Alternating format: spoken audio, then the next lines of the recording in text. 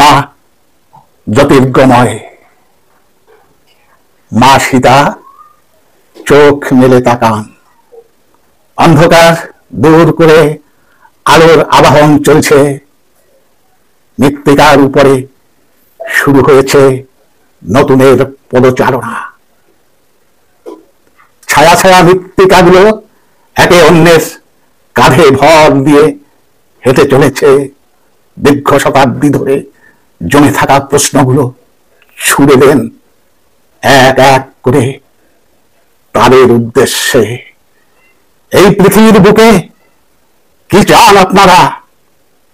বরাবরের মতো খুবলে খুবলে খাওয়া, আচরের রক্তাক্ত দাগ উজ্জ্বলতর করা?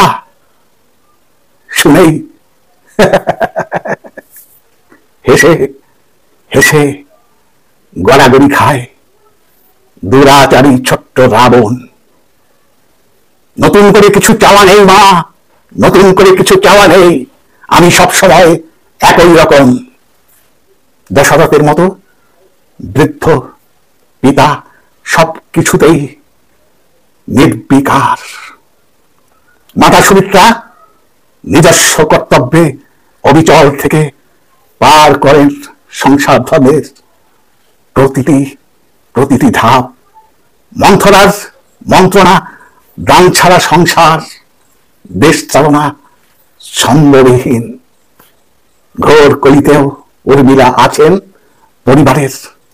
পরিবারের প্রতি কর্তব্যপরায়ণ স্বামীর দাম্পত্য অবহেলা সইতে।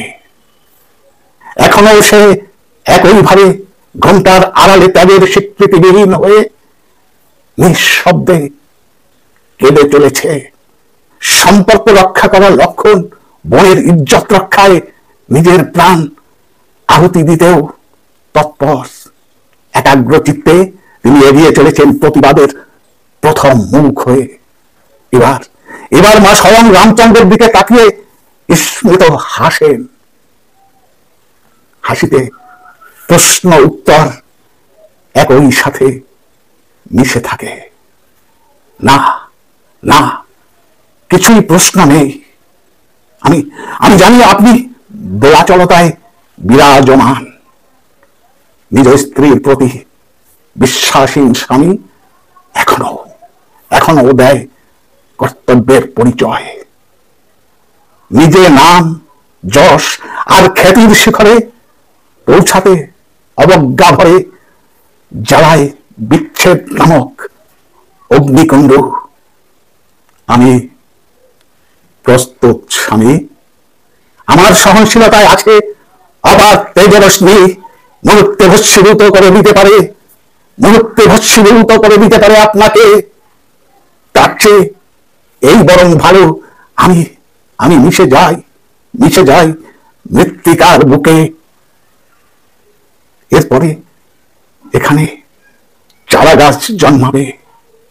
সে গাছে সবাই দুর্নীতি, অবজ্ঞা, অবহেলা, সহনশীলতা, বিশ্বাসহীনতা সব ফল হয়ে থাকবে একসাথে।